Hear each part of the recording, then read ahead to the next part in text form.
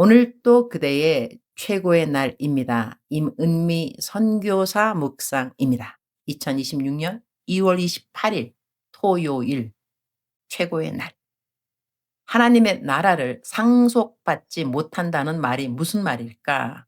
고린도전서 6장. 나는 요즘 새벽 기도 나가는 것이 아침의 루틴이자 사역이 된 것 같다. 새벽 예배는 6시에 시작하는데 나는 보통 5시 50분쯤 교회에 도착한다. 요즘은 방학이라 그런지 어린이들이 일찍 교회에 온다. 아이들이 와서 무릎을 꿇고 기도하는 모습이 얼마나 귀여운지 모르겠다. 눈을 감고 무언가를 열심히 기도하는데 도대체 무슨 기도를 할까 궁금해져서 나는 기도하지 않고 눈을 뜨고 아이들을 바라보고 있었다. 예배가 끝난 후 아이들에게 물어보았다. 너희들은 무슨 기도를 하니? 어떤 아이는 공부를 잘하게 해달라고 기도한다고 했고, 내 옆에 앉아있던 아이들은 하나같이 선교사님들을 위해 기도한다는 말을 했다. 선교사님들 무엇을 위해 기도하느냐고 했더니 선교사님들 복 주시라고 기도한단다. 그 말이 얼마나 감동이 되던지. 또 어떤 아이는 부모님이 일하러 가셔서 다치지 않고 잘 집에 돌아오게 달라고 기도한다고 했다. 아이들의 기도 제목을 들으면서 기특하기도 하고 한편으로는 마음이 뭉클했다. 새벽에 입고 오는 옷들은 대부분 헤어진 옷들이다. 주일에는 예쁜 옷을 입고 오지만 새벽에는 집에서 입는 옷 그대로 오는 것 같다. 어제 내 옆에 앉은 아이는 추리닝 바지를 입었는데 무릎이 다 찢어져 있었다. 이런 모습을 보면 옷을 사주고 싶은 마음이 든다. 어제는 갑자기 비가 많이 내려서 집을 떠날 때는 비가 오지 않아 우산 없이 온 성도님들이 중간에 비를 흠뻑 맞고 교회에 들어오기도 했다. 그래서 아들 킴 목사에게 창고에 있는 비옷을 가져오라고 했다. 지난번 춘천 순복음교회 단기팀이 우비를 많이 보내주었는데 아직 남아있어서 어제같이 급한 때에 성도님들에게 나눠드릴 수 있었다. 새벽기도 오는 성도님들을 보면서 마음에 감동이 일어나서 그 감동으로 하루를 시작하니 그것도 참 감사한 일이라고 하겠다. 새벽에 기도하러 나오는 성도님들을 보며 하나님의 마음은 어떠하실까 생각해 보게 된다. 요즘 오래 기도하는 한 자매가 있다. 미혼모이다. 내가 알기로는 성폭행을 당해 아이를 임신했는데 유산하지 않고 아이를 낳아 키우고 있다. 그것만으로도 나는 너무 감사하다. 사실 그 자매는 내가 대학교까지 등록금을 다 지원해 준 자매이다. 그 일이 생겼을 때 무척 실망도 했고 여러 생각이 오갔지만 정작 그 자매의 마음은 얼마나 아팠을까 생각하고 아기를 키우는 동안 양육비를 후원해 주고 있다. 요즘 그 자매가 새벽 예배를 나오고 있다. 오랫동안 기도를 하는 것 같아서 기도 마치면 우리 집으로 오라고 했다. 앞으로의 계획이 무엇인지, 무엇을 위해 그렇게 기도하고 있는지 물어보았다. 자기 앞날을 어떻게 해야 할지 하나님께서 도와주시기를 구하고 있다고 했다. 낳은 아기가 벌써 4살이 되어간다. 4년 동안 혼자 키우는 것이 얼마나 힘들었을까. 이제 아이가 학교에 다니게 되니 무엇인가를 해야겠다고 생각하는 것 같다. 무엇을 하고 싶으냐고 물어보니 베이커리 학교에 가서 빵 만드는 것을 배우고 싶다고 했다. 학비가 얼마 드는지 알아보고 기도해 준 후 일단 한 학기 학비를 보내주었다. 얼마나 간절히 원하는지 먼저 해보라고 했다. 학비를 대준다는 이야기에 감사하다면서 전화에 울음을 참으면서 대답하는 목소리가 들렸다. 울컥하네요. 이 자매가 무엇인가 소망을 품고 기대를 가지는 것이 중요하다고 생각했다. 학비를 주는 것도 중요하지만 어려운 일을 겪을 때 누군가가 그 마음을 이해하고 함께해 준다는 것, 그것이 주님께서 우리에게 베풀어 주신 체휼이 아닐까 생각하게 되었다. 함께한다는 것은 무엇일까? 누구와 함께해야 하며 어떻게 하는 것이 진짜 함께하는 것일까? 어제는 그 자매와 이야기하며 예수님의 체휼을 다시 한번 깊이 생각해 보는 귀한 시간이었다. 우리말 성경 고린도전서 6장 9절에서부터 11절까지인데 제가 봉독하겠습니다.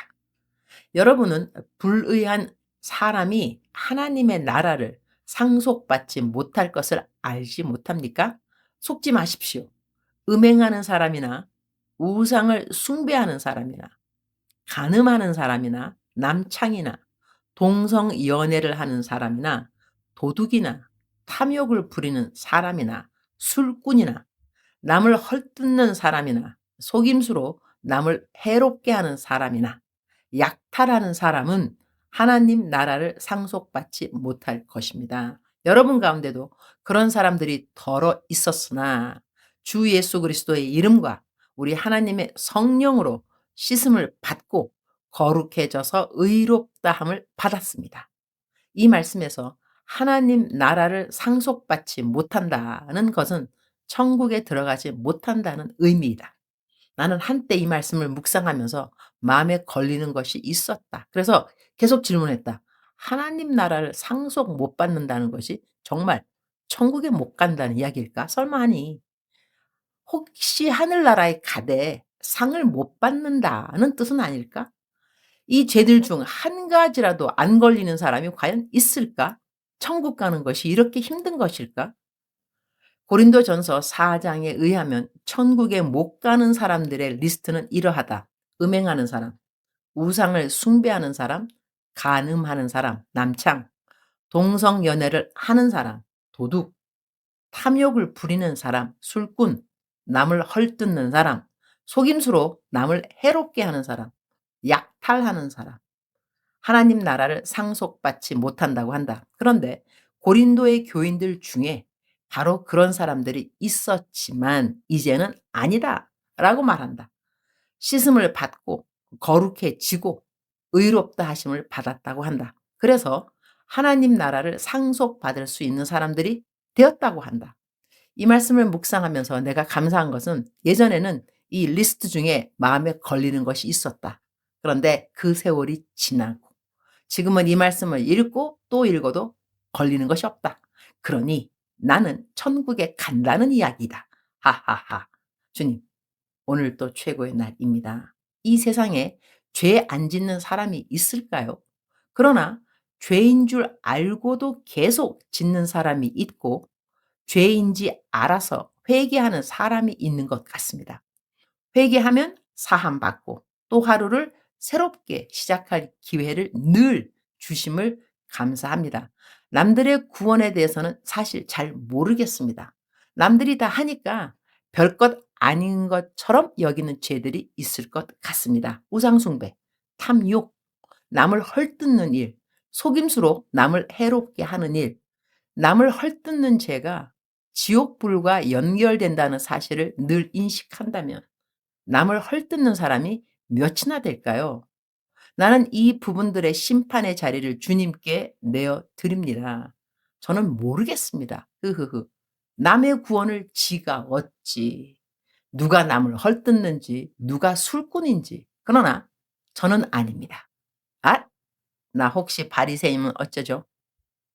어제로 2월 작정서를 모두 마쳤다. 비행기 안에서 한 항목을 못해 98점 맞은 날을 제외하고는 모두 100점이었다. 작정서 항목에 남 판단한 이야기하지 않기, 아무 일에도 불평하지 말기가 있었으니 100점을 받았다는 것은 불평도 하지 않았고 남 욕도 하지 않았다는 것이다. 할렐루야. 말씀 순종이 익숙해지면 불순종이 힘들어진다는 것 내가 한 말인데 정말 어록 같다. 흐흐흐. 믿음의 경주를 마치는 날 매일 작정서 100점 맞듯이 주님이 기뻐하시는 점수 받고 주님이 기쁘게 해 주시는 면류관을 많이 받았으면 좋겠다. 우리의 이전의 삶이 어떠했든 오늘의 삶이 참 중요한 것 같다. 주님 안에서 새 사람 되었음을 감사한다. 믿음, 소망, 사랑 안에서 살 수 있도록 늘 도와주시는 성령님께 감사합니다. 오늘은 새벽 기도보다 더 앞서 해야 하는 사역이 있어 집에서 새벽 5시 40분에 나갑니다. 오고 가는 길 안전하게 지켜주시고 만나야 하는 만남 사역에 기쁨과 겸손을 주시옵소서. 주님 사랑합니다. 주님 감사합니다. 오늘도 우리 주님 저를 보시면서 하루 종일 기쁨을 넘어서 감동을 받으시면 참 좋겠습니다. 외우면 좋은 말씀 고린도전서 6장 11절. 여러분 가운데도 그런 사람들이 덜어 있었으나 주 예수 그리스도의 이름과 우리 하나님의 성령으로 씻음을 받고 거룩해져서 의롭다함을 받았습니다. 작정서 점수 점. 사랑하는 그대여. 사랑하는 그대여 출석 부르고 있습니다. 대답하셨나요? 오늘 제 묵상 말씀에 이 구원의 확신에 대해서 의심을 가질 만한 사람들이 있을 것 같습니다. 우리 묵상 식구들 가운데서 '내가 구원을 받았는가? 구원을 받지 않았는가?' 구원은 다시 말하게 되면 '내가 천국에 가는가? 천국에 못 가는가?' 아주 심플하게 이렇게 답을 할 수가 있겠죠. 누가 천국에 갈 수 있을 것인가? 사실 천국에 갈 수 있는 사람, 자격이 있는 사람은 정말로 아무도 없습니다.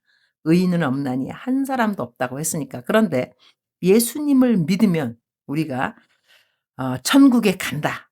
너무나 저희가 기본적으로 알고 있는 성경의 진리이죠. 그런데 오늘 고린도전서 6 장을 보게 되면 도둑질하는 사람, 남 헐뜯는 사람, 아니 무엇보다도 남 헐뜯는 거, 그거 너무나 많은 사람들이 자주 하는 거 아닐까요? 회사 다니는 분들 상사 헐뜯기도 하고 동료 헐뜯기도 하고 그럴 수 있는 것 같은데, 그럼 그런 사람들이 지옥을 가는가? 하나님의 나라를 유업으로 못 받는다고 했으니 정말로 천국에 못 가나? 그런 질문을 할 만합니다. 그런데 예수님을 믿고 난 다음에는 우리 모두가 알다시피 우리들에게는 무엇이 있는가 하면 하나님의 말씀대로 살고 싶어 하는 그 마음의 사모함이 있습니다. 있다 없다? 있다. 그러니 천국에 가는 사람들, 하나님의 나라를 유업으로 받을 수 있는 사람들은 하나님의 말씀을, 그 계명을 지키고 싶어 하는 마음 가운데서 살아간다는 것입니다. 그러한 가운데서 우리가 죄를 지을 때가 있겠죠.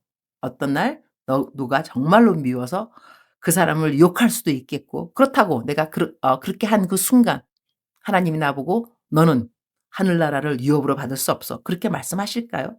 그건 아닙니다. 그러나 우리들에게 구원을 받은 사람들에게 열매는 있다는 것을 꼭 명심하셔야 할 것입니다. 우리가 의롭다 해서 행위로 구원받는 것은 절대로 아니지만, 구원을 받고 난 다음에는 구원의 확신, 구원의 열매는 다른 것이 아니라 빛된 삶이요, 착한 행실이요, 남을 헐뜯지 않는 정결한 입술이요. 우리가 그 열매를 보면서 우리의 구원의 확신 가질 수가 있다는 것이죠.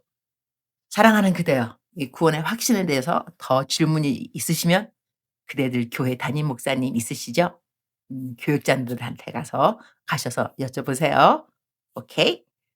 사랑하는 그대여 사랑합니다. 사랑하는 그대여 축복합니다. 오늘도 그대의 최고의 날입니다.